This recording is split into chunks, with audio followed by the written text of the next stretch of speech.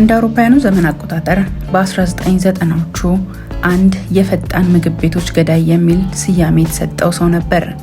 በቴኒሲ ነዋሪ የነበሩ የምግብ ቤት ባለቤቶችም ለሕይወታቸው በመስጋት ሱቆቻቸውን በጊዜ ለመዝጋት ይገደዱ ነበር።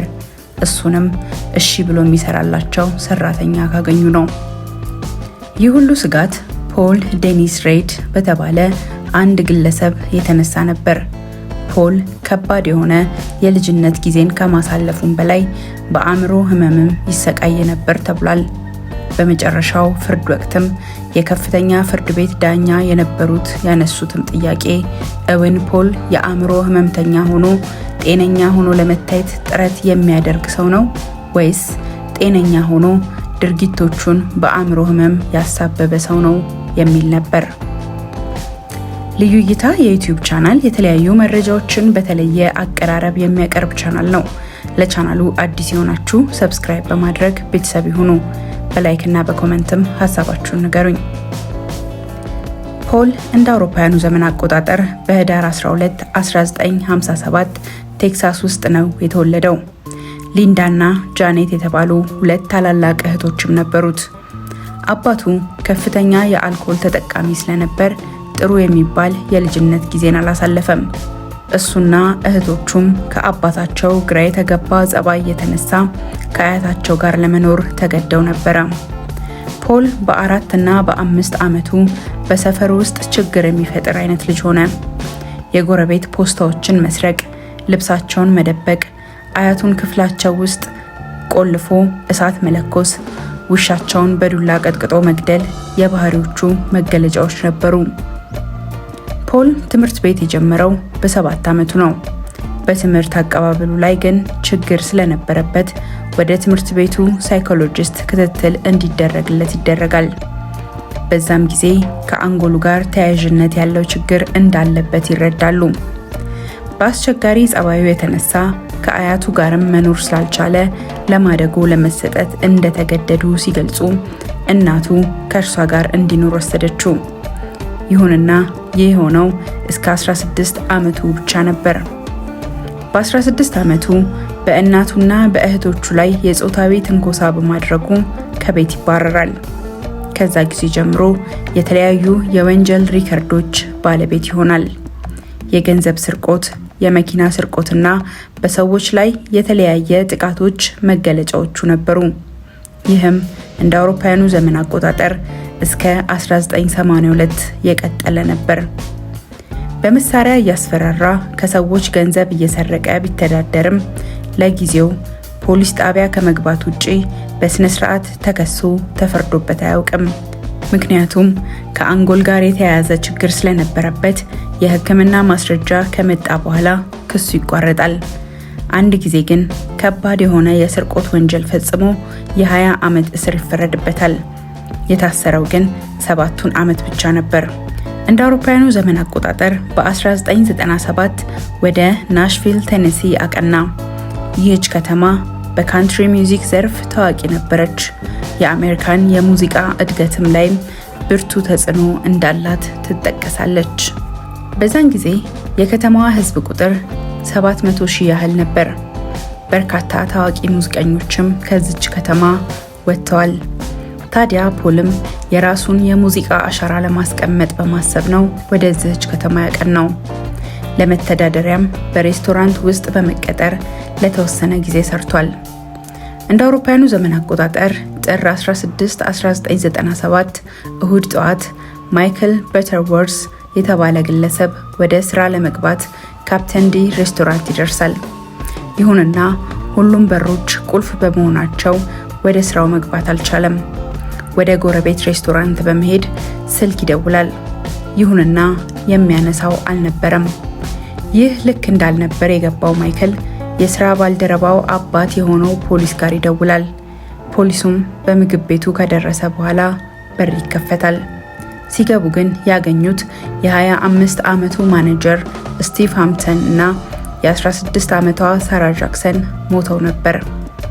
ስቲቭ የ3 ልጆች አባት ሲሆን በሰዓቱ ትልቁ ልጁ 8 ዓመት፣ ትንሹ ደግሞ 3 ዓመታቸው ነበር። ለእናቱ ደግሞ አንድ ልጅ ሲሆን የሱ ሞት እናቱን ክፉኛ እንደጎዳትም ገልጻለች። ሳራ ደግሞ የሃይ ስኩል ተማሪ ስትሆን በትርፍ ሰዓቷ ገቢ ለማግኘት በምግብ ቤቱ የተቀጠረች ወጣት ነበረች። ቤተሰቦቿም በዚህ እድሜዋ እንድትሰራ በመፍቀዳቸው እጅጉን እንደሚቆጫቸው ገልጸዋል። 17ኛ ዓመቷንም ልትይዝ 2 ቀናት ብቻ ሲቀራት ነበር የተገደለችው። ሁለቱም ሰራተኞች ታዲያ በሆዳቸው ተኝተው ከጀርባቸው ጭንቅላታቸውና ጀርባቸው ላይ በተተኮሰ ጥይት እንደተገደሉ ታውቋል። ስቲቭ በ2 ጥይት ሲሞት ሳራ ላይ ግን 4 ጊዜ ተተኩሶባታል። ከሁለቱ ሰራተኞች ግድያ በተጨማሪ ወደ $7000 ተሰርቋል። ይህ የምግብ ቤቱ ገንዘብ ሲሆን ከስቲቭ የኪስ ቦርሳ ውስጥም ለቤት ኪራይ ክፍያ ያዘጋጀው $600 እንደተወሰደ ተገልጿል። በተከታዩ ቀናትም ፖል ለአዲሱ መኪናው ቅድመ ክፍያ ብሩን መጠቀሙ ተጠቁሟል። እንደ አይን ምስክሮች ከሆነ ታዲያ ፖል ከአንድ ቀን በፊት ምግብ ቤቱ ሊዘጋ ጥቂት እንደቀረው ወደ ውስጥ ሲገባ ማየታቸውን መስክረዋል። በሰዓቱም በምግብ ቤቱ የትርፍ ሰዓት ስራ ለመቀጠር እንደሚፈልግና በቅርብ ርቀት ላይ እንደሚኖር መግለጹም ተጠቅሷል። ይህ በሆነ ወር ባልሞላው ጊዜ ውስጥ በየካቲት 23 4 የማክዶናልድ ሰራተኞች ስራቸውን ጨርሰው ለመውጣት እየተዘጋጁ ነበር። እነዚህም ሮናልድ ሳንቲያጎ፣ አንድሪያ ብራውን፣ ሮበርት ሲዌል እና ሆዜ ራሚሬዝ ጎንዛሌዝ ናቸው። ፖል ታዲያ በቅርብ ርቀት ሆኖ ተጠቃሚው ሁሉ እስኪወጣ እየጠበቀ ነበር። ሁሉም ስራ ተጠናቆ እየዘጉ ባሉበት ሰዓት ታዲያ ፖል ወደ ውስጥ እንዲገቡ በማስገደድ የምግብ ቤቱን በር እንዲሰጡት ያስገድዳቸዋል። ሮናልድ ሳንቲያጎ የተባለው ስራ አስኪያጁ የብር ማስቀመጫውን ይሰጠዋል። ሌሎቹን 3ቱን ሰራተኞች ወደ ዕቃ ክፍል እንዲገቡና በሆዳቸው እንዲተኙ ያስገድዳቸዋል። 3ቱ ሰራተኞች ላይ ተኩሶ ሆዜ ጎንዛሌዝ የተባለው ጋር ሲደርስ ሽጉጥ ያስቸግሯል። በዚህ ሰዓት ህይወቱን ለማትረፍ ትግል ይጀምራሉ። ፖልም ሽጉጡን ትቶ ቢላዋ በመሳብ ይወጋዋል። ከፖል ጋር ትግል እንደማያዋጣ የገባው ሆዜም እንደሞተ በማስመሰል ትግሉን ያቆማል። ፖል እንደሄደ ሲያውቅ እየተንፏቀቀ ወደ ፖሊስ በመደወል ህይወቱን ማትረፍ ችሏል። ሌሎቹ 3ቱ ግን ህይወታቸው አልፏል። ፖል በስፍራው ምንም አይነት የጣትም ሆነ የጫማ አሻራ ከፖል ጋር ሊያገናኘው የሚችል ነገር አላገኝም። ፖሊስ በስፍራው ምንም አይነት የጣትም ሆነ የጫማ አሻራ ከፖል ጋር ሊያገናኝ የሚችል ነገር አላገኘም። ይሁንና ከተተኮሱት ጥይቶች በመነሳት ለግድያ የዋለውን የሽጉጥ አይነት ያውቃሉ። ይህን ሽጉጥ ደግሞ ከቀናት በፊት ፖል ተመሳሳይ አይነት እንደገዛ ለማወቅ ችለዋል። ከምንም በላይ ደግሞ ሆሴ ማለትም ከግድያው የተረፈው ቁመናውንና ፊቱን ለሰዓሊዎች በመንገር እንዲሳል ማስቻሉ ፖሊስ ማንን እንደሚፈልግ እንዲያውቅ አስችሏል። ፖሊስ ገዳዩን ለመያዝ ጥረት እያደረገ ባለበት ሰዓት ፖል ሌላ ተጨማሪ ወንጀል ይሰራል። ሚያዝያ 23 ቀን ላይ የ21 ዓመቷ አንጀላ ሆልምስ እና የ16 ዓመቷ ሚቼል መስ ባስኪን ሮቢንስ በተባለ ምግብ ቤት ይሰሩ ነበር።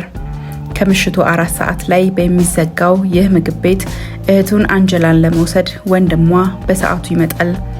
የምግብ ቤቱ መብራቶች እንደበሩና የእህቱን መኪና በመኪና ማቆሚያው እንደቆመ የተመለከተው ወንድም ወደ ምግብ ቤቱ ሲገባ ውስጥ ማንም እንደሌለ ያስተውላል። በዚህ ጊዜ ወደ ፖሊስ ይደውላል። ፖሊስ ሲመጣም የገንዘብ ስርቆት እንደተፈጸመ ያስተውላል። በነጋታውም ከምግብ ቤቱ 3 ማይል ርቀት ላይ የሁለቱ ወጣቶችን አስከሬን ያገኛል። የሞታቸው ምክንያትም በስለት ተወግተው ደማቸው ፈሶ በማለቁ እንደሆነ ይረጋገጣል። ከ2 ወራት በኋላ ፖል የአንድ የሌላ ምግብ ቤት ስራ አስኪያጅን ለማገት ሲሞክር በፖሊስ ቁጥጥር ስር ይውላል። የዚህን ጊዜም ፖሊስ የጣት አሻራውንና ፎቶግራፍ ማግኘት ቻለ። ከግድያው ጋር ግን ሊያስተሳስረው የሚችለው ማስረጃ በሰዓቱ አልነበረም። ይሁንና አንድ ቀን ፖሊስ መጀመሪያ የተገደለውን የካፕቴን ዲ ምግብ ቤት ማኔጀር መታወቂያ ካርድ መንገድ ዳር ተጥሎ ያገኛል። እዛ ላይም የፖል የጣት አሻራ ይገኛል። በዚህም መንደርደሪያ ሁሉም ግድያዎች ወደ ፖል አመሩ። በፍርድ ቤት ክርክር ወቅት የፖል ጠበቃ ያለበትን የአእምሮ መታወክ ያስረዳል። ፖልም እንደ ጤነኛ ሆኖ ለማናገር ሲጣጣር ታይቷል ይላሉ። ፖል በሁሉም ወንጀሎቹ ጥፋተኛ ሆኖ በመገኘቱ የሞት ፍርድ ተፈርዶበታል።